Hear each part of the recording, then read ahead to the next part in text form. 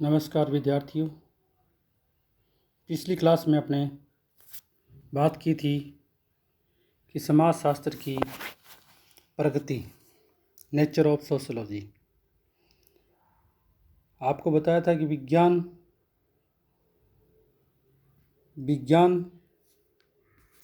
और विज्ञान की कुछ विशेषताएं। अधिकतर समाजशास्त्र को विज्ञान मानते हैं और अधिकतर समाजशास्त्र को विज्ञान नहीं मानते। उसके विषय में अपने विस्तार से चर्चा की थी कि समाजशास्त्र एक विज्ञान है। उसमें विस्तार से आपको बताया गया था। अब आपको विस्तार से समाजशास्त्र एक विज्ञान नहीं है जिसमें समाजशास्त्रियों ने वैज्ञानिक प्रगति के विरुद्ध कुछ आपत्तियां दर्ज की हैं। आज अपने इस पर विस्तार से चर्चा करते हैं। समाजशास्त्र की वैज्ञानिक प्रगति के विरुद्ध कुछ आपत्तियां हैं। कुछ विचारकों की मान्यता है कि प्राकृतिक विज्ञानों का लक्ष्य कारण संबंधी व्याख्या प्रस्तुत करना है, जबकि सामाजिक, सांस्कृतिक एवं ऐतिहासिक विज्ञानों का लक्ष्य अर्थ का निर्वचन करना या उसको समझना है। वे समाजशास्त्र को एक विज्ञान मानने से इनकार करते हैं, इसकी वैज्ञानिक प्रवृत्ति पर आपत्तियां उठाते हैं, उसे विज्ञान नहीं मानते। जैसे पिछली क्लास में अपने समाजशास्त्र को अधिकतर समाजशास्त्री क्या मान रहे थे? विज्ञान मान रहे थे। जैसे कि उदाहरण के रूप में आपको बताता हूँ कि समाजशास्त्र ज्ञान का आधार वैज्ञानिक पद्धति है।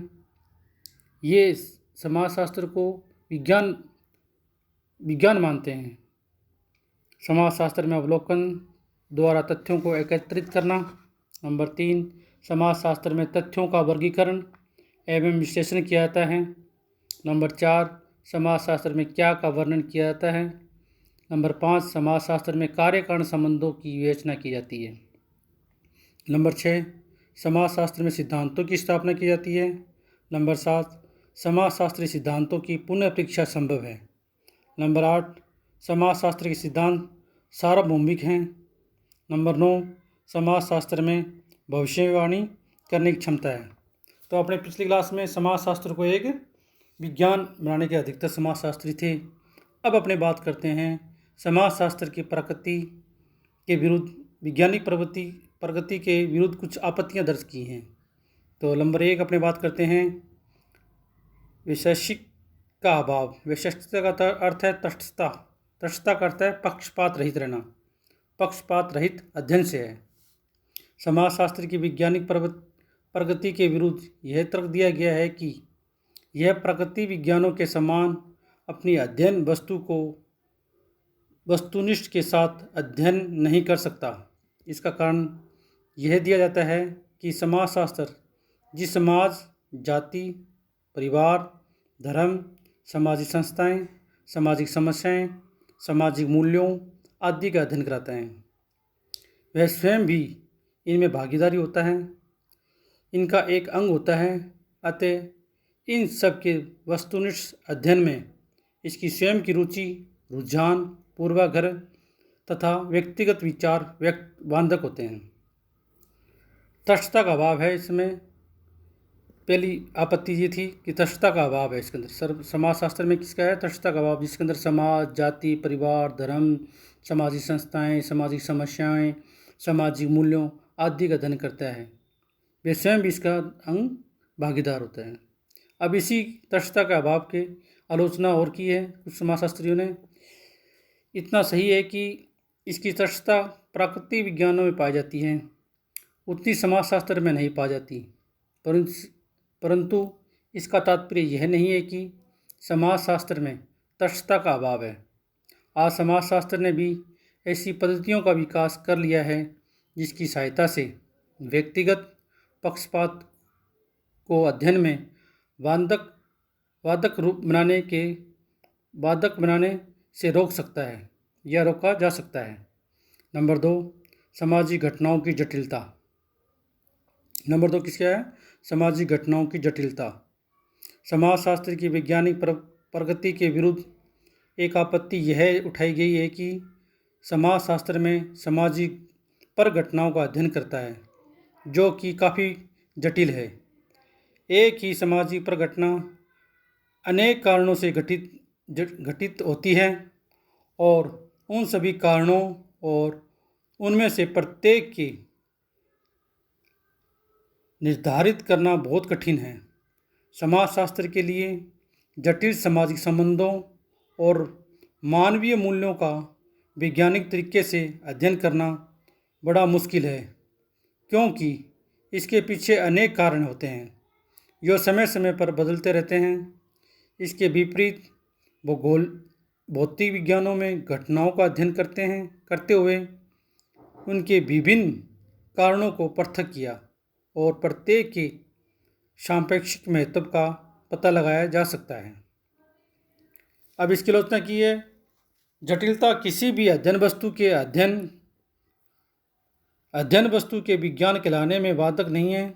यदि अनुसंधानकर्ता वैज्ञानिक प्रवृत्ति को बनाए रखते हुए तथा वैज्ञानिक पद्धति को काम में लेते हुए अध्ययन करे, कोई भी घटना या वस्तु उसी समय तक जटिल मालूम पड़ती है जब तक कि इसके संबंध में पूर्ण जानकारी या ज्ञान नहीं हो।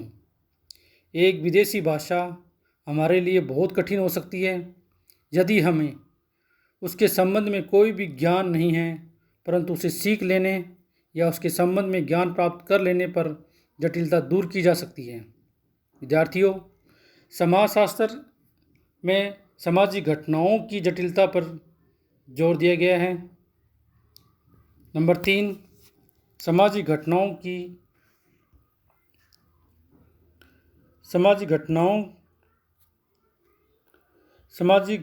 की गतिशील प्रकृति। समाजशास्त्र की वैज्ञानिक प्रगति के विरुद्ध एक आपत्ति यह उठाई जाती है कि सामाजिक घटनाओं की प्रगति गतिशील है, अर्थात बदलती रहती है। उदाहरण के लिए, भारत में संयुक्त परिवार, जाति और धर्म का स्वरूप आज ठीक वैसे नहीं है जैसा कि वैदिक युग में था, तथा आने वाले समय में भी इनमें परिवर्तन होगा। अतः इसके अध्ययन के आधार पर वैज्ञानिक ज्ञान प्राप्त करना संभव नहीं है। नंबर 4, सामाजिक घटनाओं में सार्वभौमिकता का अभाव। समाजशास्त्र की वैज्ञानिक प्रगति के विरुद्ध एक आपत्ति यह उठाई जाती है कि सामाजिक घटनाओं में सार्वभौमिकता, एकरूपता, समानता का अभाव पाया जाता है तथा सामाजिक घटनाओं की कोई भी दो इकाइयाँ पूर्णतः एक साथ समान नहीं होती। प्रत्येक स्थान पर सामाजिक घटनाएं एक दूसरे से भिन्नता लिए हुए होती है। इसके विपरीत प्राकृतिक घटनाओं में सार्वभौमिकता पाई जाती है। एकरूपता के अभाव के आधार पर ही सामाजिक घटनाओं का वैज्ञानिक पद्धति से अध्ययन नहीं किया जा सकता। यह बात तर्कहीन है। समाज में समानताएं, भिन्नताएं दोनों पाई जाती हैं। अतः यह कहना गलत है कि सामाजिक घटनाओं में सार्वभौमिकता और एकरूपता का पूर्णतः अभाव पाया जाता है। इसके अलावा समाजशास्त्री भी अन्य वैज्ञानिकों के समान वैज्ञानिक पद्धति के माध्यम से तथ्यों को एकत्रित करता है और इसके आधार पर निष्कर्ष निकालता है। ऐसी स्थिति में यह कहा जा सकता है कि समाजशास्त्र एक विज्ञान है। नंबर 5, सामाजिक घटनाओं की माप में कठिनाइयाँ। समाजशास्त्र को विज्ञान नहीं मानने वालों का कहना है कि सामाजिक घटनाओं की प्रकृति अमूर्त है, गुणात्मक है।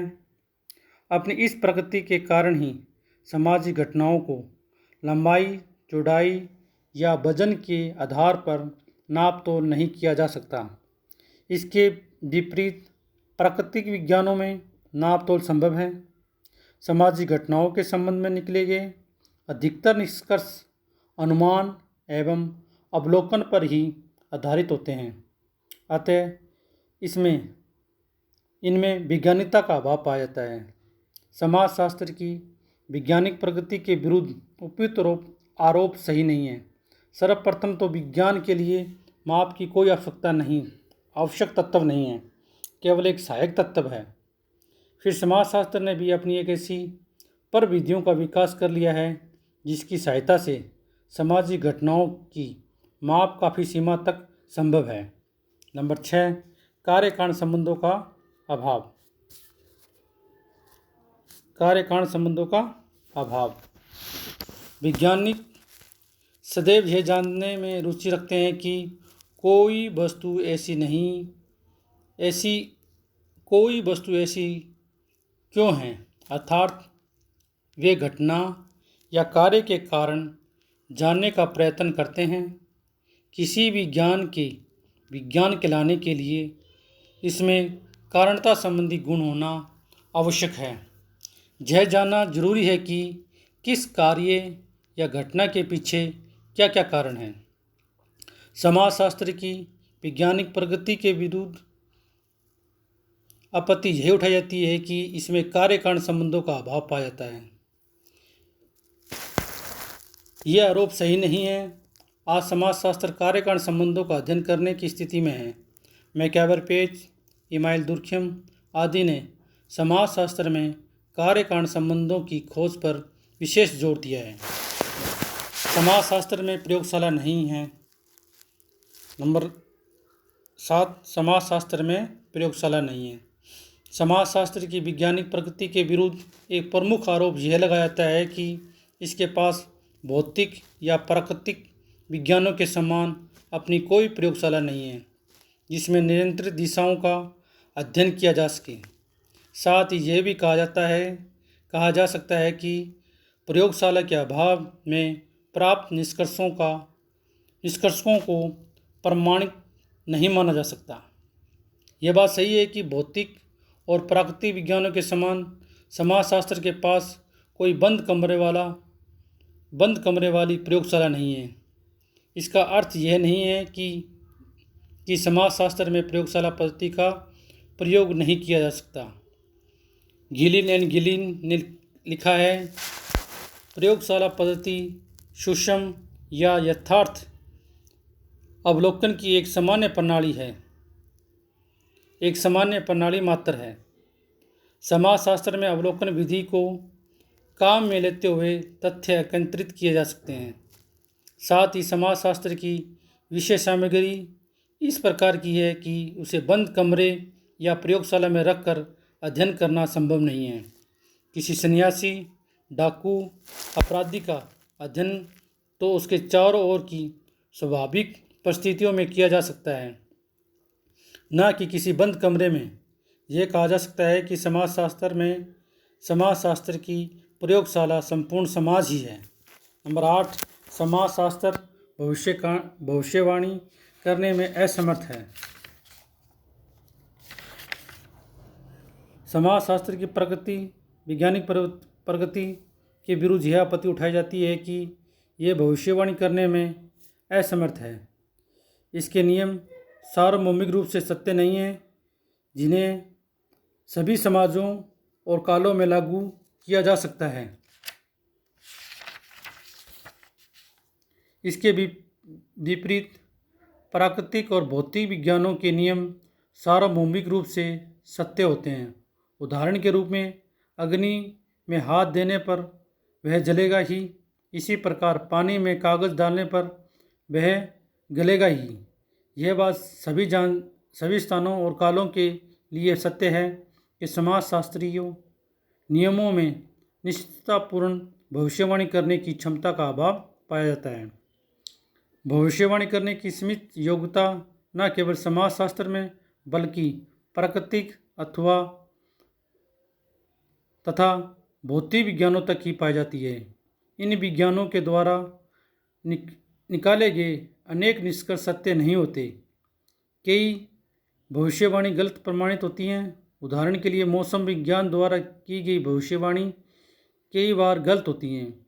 फिर भी वह एक विज्ञान तो है ही। भविष्यवाणी करने की सीमित क्षमता के बावजूद जब कोई विषयों को विज्ञान माना जा सकता है तो समाजशास्त्र को विज्ञान बनाने में किसी प्रकार की कोई आपत्ति नहीं होनी चाहिए। उपित परिभाषाओं से स्पष्ट होता है उपित विवेचना से स्पष्ट होता है कि समाजशास्त्र की वैज्ञानिक प्रकृति के विरुद्ध लगाए गए आरोप निराधार हैं। समाजशास्त्र एक विज्ञान है और उसकी प्रगति वैज्ञानिक है। इतना आवश्यक है कि समाजशास्त्र उतना निश्चित विज्ञान नहीं है जितना निश्चित प्रकृति या भौतिक विज्ञान है। इसी कारण समाजशास्त्र को व्यवहारिक विज्ञान नहीं मानकर एक विशुद्ध या सिद्धांती विज्ञान माना जा सकता है। विद्यार्थियों, अधिकतर एग्ज़ाम में क्वेश्चन आता है कि समाजशास्त्र को परिभाषित कीजिए और समाजशास्त्र की प्रकृति का वर्णन कीजिए। तो विद्यार्थियों, सबसे पहले आपको विज्ञान का अर्थ लिखना है, विज्ञान की विशेषता बतानी है, फिर उसके बाद आपको समाजशास्त्र के पक्ष और विपक्ष में तर्क देने हैं। या अधिकतर समाजशास्त्री समाज को विज्ञान मानते हैं, अधिकतर समाजशास्त्री विज्ञान नहीं मानते। अब अपने बात करते हैं समाजशास्त्र की वास्तविक प्रगति। स्क्रीन पर ये वास्तविक प्रगति है सर, आगे ध्यान रखना, प्रगति लिखा हुआ है तो ये प्रगति सही नहीं लिखा गया, ये प्रगति है। समाजशास्त्र ऐसा विज्ञान है जिसकी वास्तविक प्रगति क्या है, आदि प्रश्नों पर समाजशास्त्रियों ने अपने विचार बताए हैं। नंबर 1, समाजशास्त्र एक समाजी विज्ञान है, न कि प्रगति विज्ञान।